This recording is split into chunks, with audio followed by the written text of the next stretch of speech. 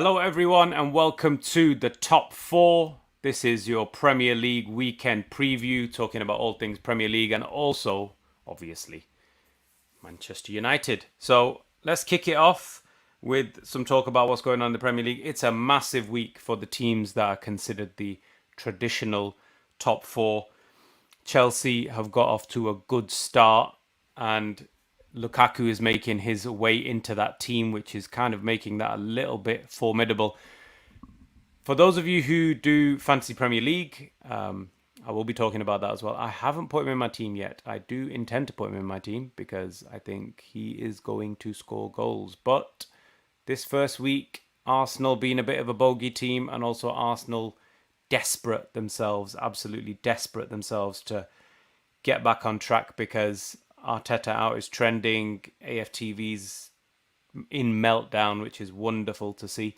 But this is what we're up to. So it's a big week. It's a big week for Chelsea.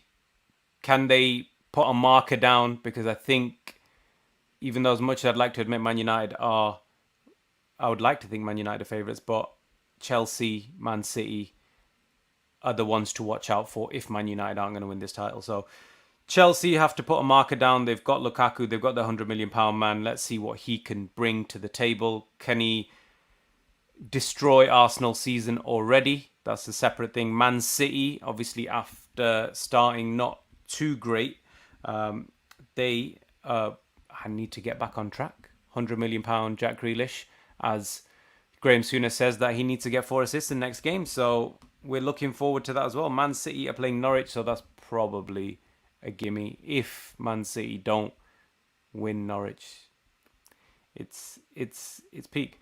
Got a comment come in from AA. Where do you rank Man United's title contenders? What will be progress this season? Okay, so good question. Very good question. For me, I know a lot of people say, oh, we finished third, then second, then we have to win the title. For me, we don't have to win the title. I'd like to win the title. Obviously, the title has to be the aim. I know the cliche of we need to be in the mix. Man United need to be in the mix for when, March, April time. But for me, progress would be finishing with more points than we did last season. I know that the last few finishes we've had, even though we finished like third and second, I think the points tally has been pretty similar. For us to have a decent title challenge, I think, you're looking at 90 plus points for a title challenge this season. We'd need to be in the 80s. And I think most of the time, I think we're getting like early 70s, late 60s we've got under Solskjaer. That needs to finish. We need to kind of be getting, dare I say, Mourinho numbers. So I think Mourinho finished with about 81 points. So I think as long as if we get about 80 points, regardless of whether we finish in the table, whether that's enough to win the title or whether it's enough to come second, third or fourth, obviously top 4 is a minimum, that would be progress for me. Do we need a trophy? Yes, I do. I think semi-finals that we've had, multiple semi-finals that we've had, and a final haven't come to fruition. So that has to play a part for me. It's a must. Some sort of title, I'll even take the Carabao for now, just to kind of get the winning mentality, get the winning feeling into this squad. It's a young squad, and then we can kind of take it from there. Liverpool, dark horses, I feel, for this season. So Liverpool, let me just quickly check who they have. Liverpool are playing Burnley. So Burnley have been a bit of a banana skin for a lot of top teams over the years, but I don't really see them doing much. To be fair, I think that's going to be a Liverpool win.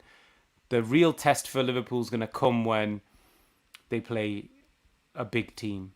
Then we're going to see what this squad is made out of, because it hasn't changed. They've not refreshed it. It is the same players that they've had for 3-4 years. And I think it has to go stale. You can't keep playing the same players year in, year out and expecting the same performances. Number one, you've got teams that kind of get used to your style of play. They know what to look out for. And then they haven't really got competition for their forward line. Mane, Salah and Firmino have only really got Jota, who is the one person who's sort of like, oh, if one of you is not having a good time, I'll pop in. But if they had 3 strong backups that could make a difference to them, then I wouldn't be. Then I'd consider Liverpool as more of a threat, because even though Salah, Mane, I still think they're good. Don't get me wrong, I think they're good players, but without that pressure of losing your place, I think a bit of staleness, a bit of complacency comes into your game.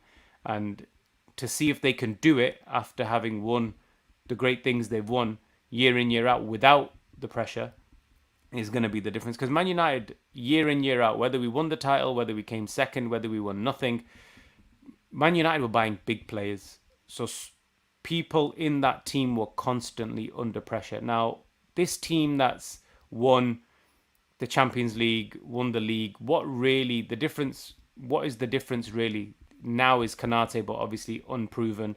Thiago Silva last season didn't really make that much of a difference. But the forward line's the same. The back four essentially has stayed the same. The goalkeeper's the same. Midfield, there's not really much difference. So where's the pressure coming?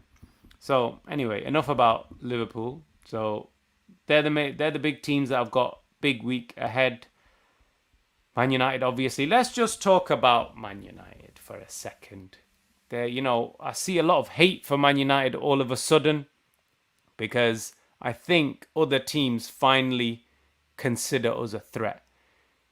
And now when other teams finally consider us a threat, and now we're getting pushed into banter that we were never part of, that people are taking us seriously. The signings of Sancho, the signings of Varane have made people sit up and take notice that we're not just like, Ollie Ball and P teacher and all that business. Now we've got solid players. We've got some big names, and we destroyed that Leeds team. I was there. We destroyed Leeds without any of our signings, without a lot of our first choice players. Let's be fair. Varane is going to be first choice. Was not playing. Rashford, Ollie's favourite, he'd definitely be playing. Cavani, I think, is still first choice. Definitely will be playing. Sancho would definitely be playing. And without them, even Martial, Van der Beek, we smashed Leeds. So it's good signs, It's good signs. The squad depth, the pressure that the people who are playing have, knowing that, one or two bad games and there's 2 or 3 people waiting to take your spot. That's what I like about this Man United team. We've got genuine options. And a lot of people, especially a lot of Man United channels, do like to hate on Bruno, but Bruno, no one chat to Bruno now. You can't give him it was a fluke, he's just started. The man is a machine. He's been doing it week in, week out for 2 years now. It's not a fluke. It's not a fluke. You need to put some respect on Bruno Fernandes's name now. We need to stop having these conversations about pen merchant and this, that, and the other. The guy, whether you want to admit it or not, is one of the best players in this league. And since the time he's joined, he probably is the best player in this league, whether you like it or not. No one can match his numbers.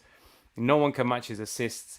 What he brings to the team. Just anyone who's thinking of doing some Bruno hate, come chat to me. We'll have a conversation outside. We'll have a nice little chat. Don't worry. I'm ready for that. And Pogba's just Pogba. Pogba's showing real Pogba. And I like to see this Bruno Pogba link-up business that's going on. But anyway, moving on to Southampton. I am quietly confident.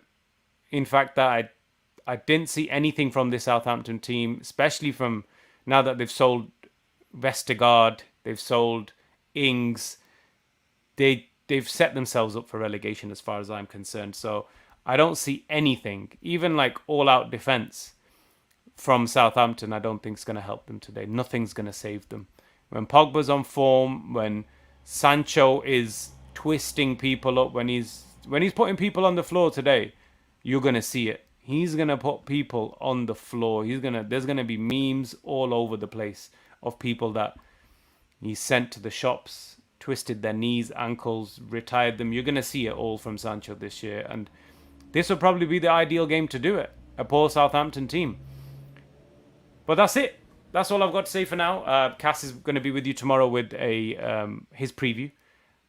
For me, like I said, I'm going to try and do this every Friday where I do a little bit of Premier League talk about all the teams. Obviously, if you want to talk about other teams, we can do. My focus will predominantly, obviously, be about Manchester United. But if there is some big news about other teams, I'm more than happy to discuss because, like I said, I'm a fan of football. I can appreciate other teams doing well. As much as it may hurt me, I can still appreciate good football. So I'm happy to talk about that. But this is the top four ran by four Manchester United supporting brothers from Manchester. Thank you for watching. If you like this content, then please consider subscribing, leave us a comment and like, etc., all that good stuff. And I will be back with you very, very soon. Thank you and goodbye.